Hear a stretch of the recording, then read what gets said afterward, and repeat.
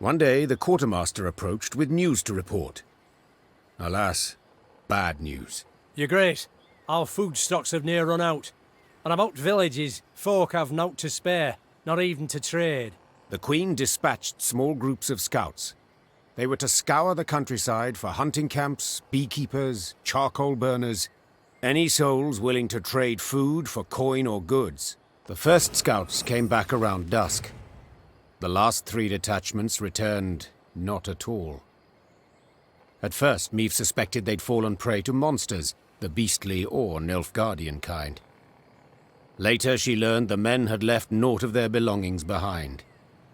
She'd been soft-hearted toward deserters. This lot decided they, too, would give it a try. That night, Meve lay still but sleepless. Beneath thin covers, she was cold, hungry, irate. Towering alders grow thick in Isgith, their crowns weaving an expansive canopy that obscures the sky. Any sunbeams to slip through this twisted thicket scatter in the milky mist below. Thus the marsh abides in a state of perpetual twilight, wherein a sense of time and direction are easily lost. As the force moved along, a glow appeared in the trees. The Lyrians squinted, their mouths agape in wonder. An orb hung over the water, pulsating, humming. It circled the soldiers, darted off a distance, then hovered as if waiting. A will-o'-the-wisp, that is, whispered one of the footmen. Believe it's keen to show us something. Meve knew the wisp could prove treacherous, lead them into a trap. Nonetheless, she followed, though not entirely certain why. Her soldiers seemed eager, she sensed they approved. Yet she was also simply curious. We follow it. Carefully. Weapons at the ready. As the wisp led the Lyrians down a narrow, winding path, Meve surveyed her surroundings warily. Beads of sweat emerged upon her brow. But her fears, in the end, proved unfounded, for at the path's end, the troops found what appeared to be a caravan's remains. Its wagons, rot-eaten, half-buried in the bog, had sat there for decades, perhaps longer. Despite this, gilded panels and scraps of silver-threaded fabric showed they'd once been rather ornate. Inside the wagons, the soldiers discovered many steel crates. Rust-covered but intact, they contained truly dazzling treasures. Sacks bulging with gold coin, pearl-encrusted goblets, exotic velvets and silks in beads. Blimey, the sheer amount. And here of all places. A footman muttered under his breath. Meve quickly pieced it all together. She too had once ridden in such a caravan, splendid and laden with gold, when she'd left her home to marry. The rest of the story was not difficult to divine. This was a maiden's dowry. She and her retinue lost their way. Isgith proved their grave, unbeknownst to any other. The wisp circled Meve's party, blinked several times, then faded into thin air. The troops resumed their march, and all seemed in order. Seemed, for soon several footmen were discovered to be gone. Greed had been their ruin. They'd grabbed too much. The loot had weighed them down, and the marsh had embraced them.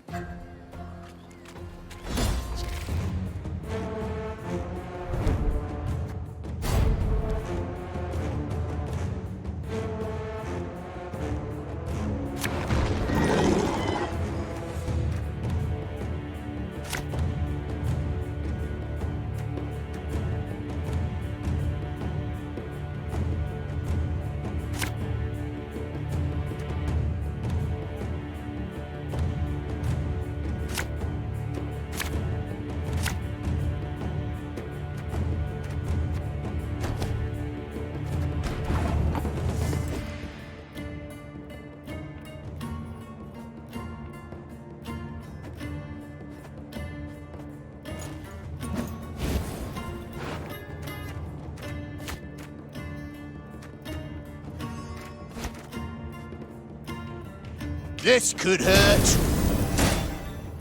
Watch your heads. Give me a time.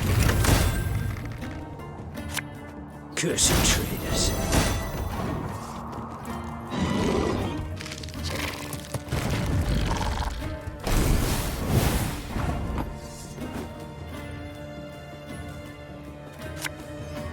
Sod it all.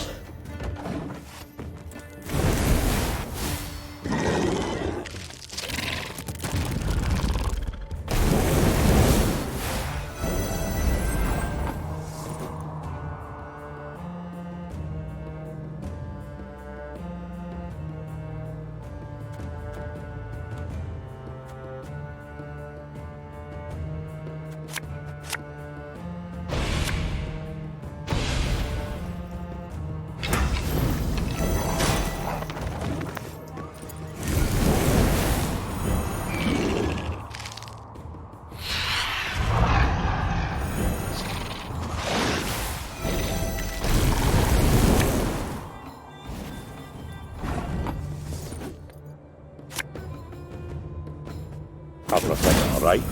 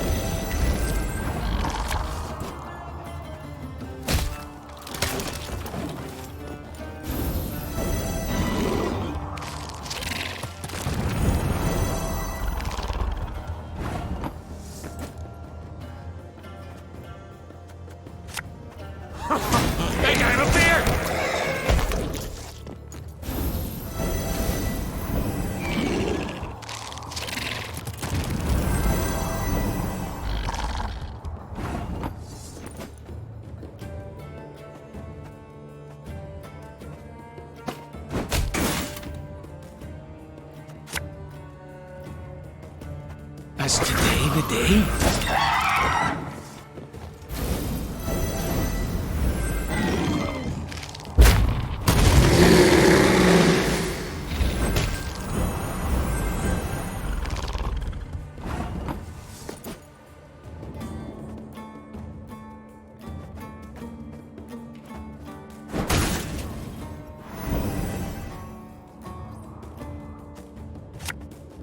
Don't like this.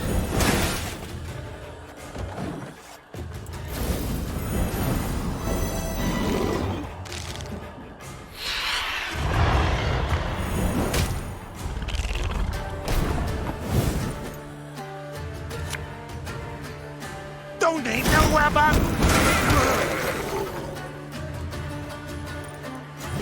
Ah!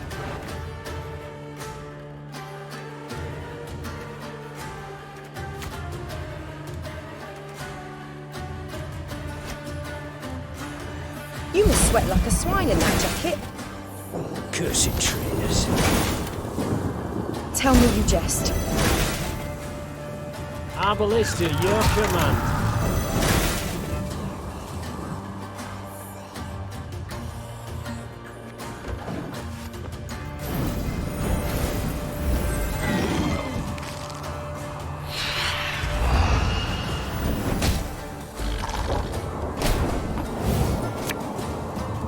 Blood washes away all shame!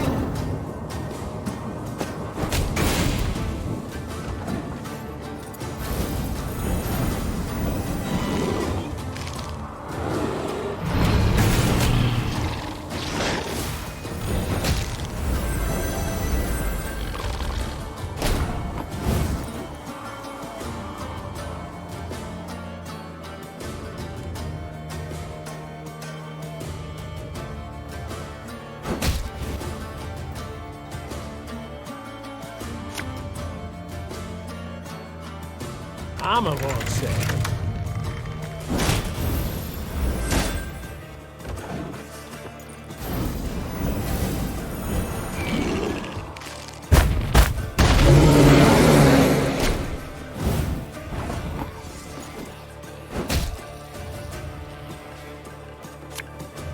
And just when you thought things were about to get dull.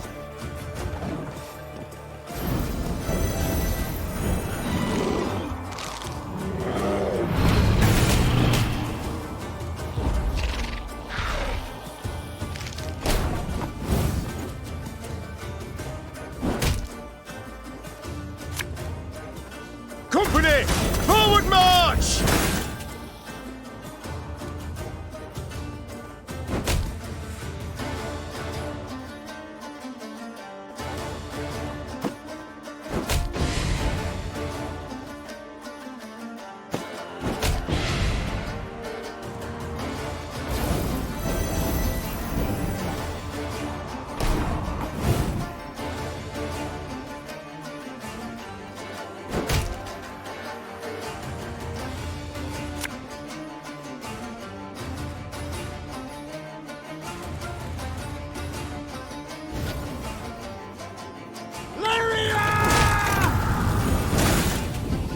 One bullet's all I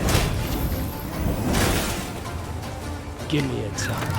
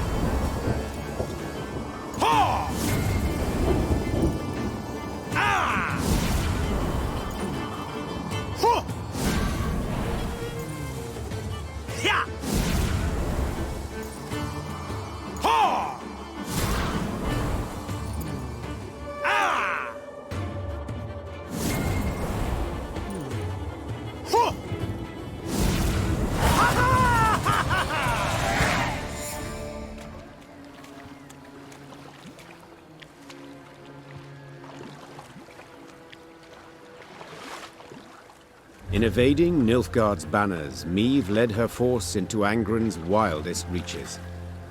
The foe could not attack the Lyrians there, yet hazards of another sort befell them. One day they reached a quagmire too vast and deep to ford. So the Queen summoned her engineer, Xavier, and called on him to build a makeshift bridge. By nightfall, he had drawn up plans. We shall start by laying abutments, then drive piles into the mire. The depth? We dropped plumb lines. 4 L's. Pursued by the plans, Meve did not see as Xavier slipped a line off his shoulder. By the time she felt it on her throat, she feared it might be too late. I long awaited this moment, when we would be alone. You die now, Majesty, and with you dies Lyria's, the whole North will to resist. Hail, Ketzer, hail! What died was the Nilfgaardian rallying cry in Xavier's throat.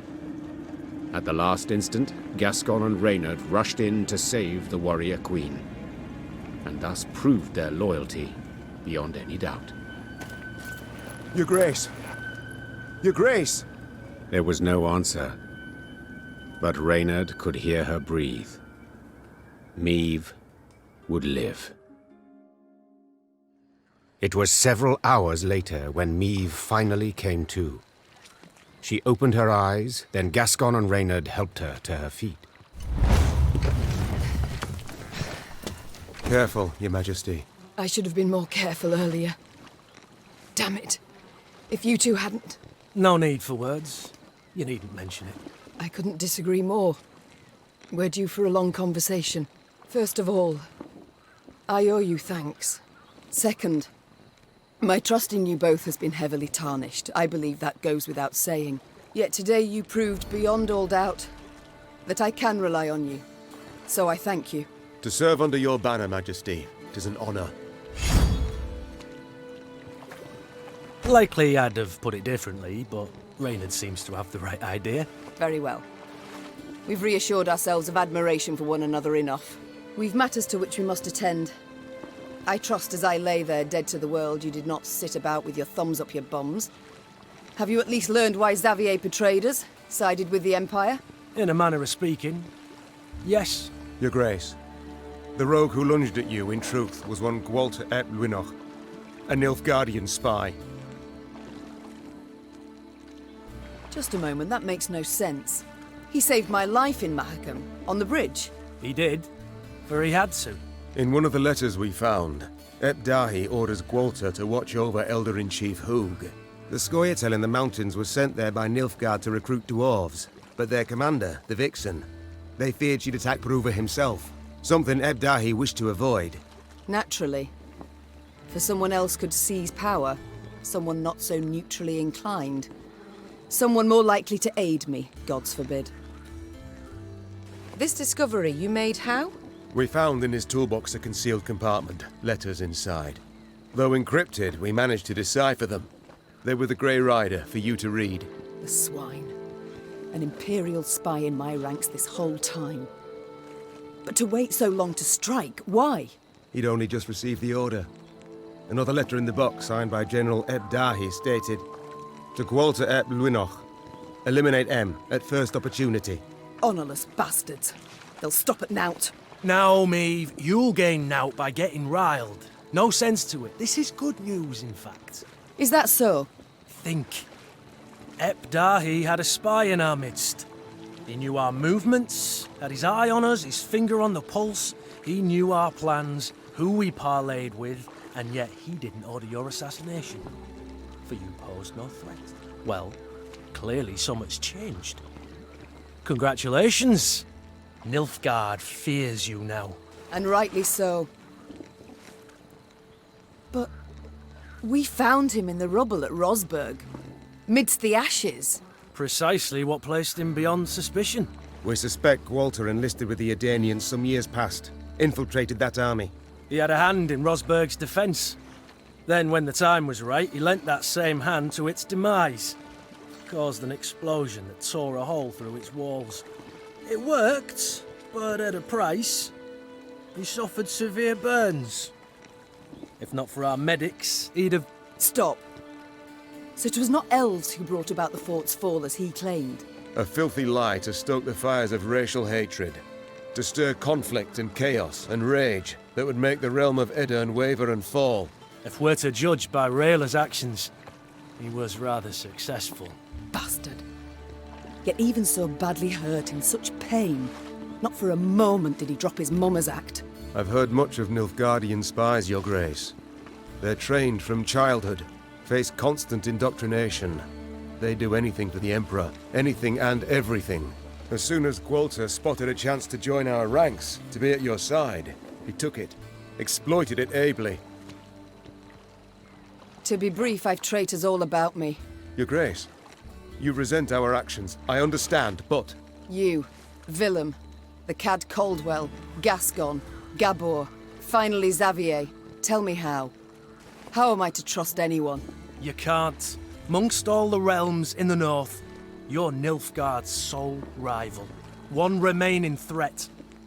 All other rulers either soundly defeated and enchained, or tails tween their legs, they've donned Nilfgaard's leash. The Black-Clads will do all to destroy you, if not upon the field, then in secret, with an assassin and a quick, sharp blade. What's left? Prayer. My little A2 is sure to turn and take Nilfgaardian gold sooner or later. Ugh. We've talked enough. We must form up. Move on. Majesty, you ought to rest. Your stand's swaying. Your step can't be too sure. Only my horse needs step true. Maeve, you've just about had the life choked out of you. No time to play the hero. I'm not Gascon. Quite the opposite, actually. These damn swamps, they terrify me. I wish to get the hell out and never, ever look back. The Aruga lies near. I sent scouts ahead. They've secured a barge. We can sail to Red Lobendon. Splendid. Sound the horns. We march.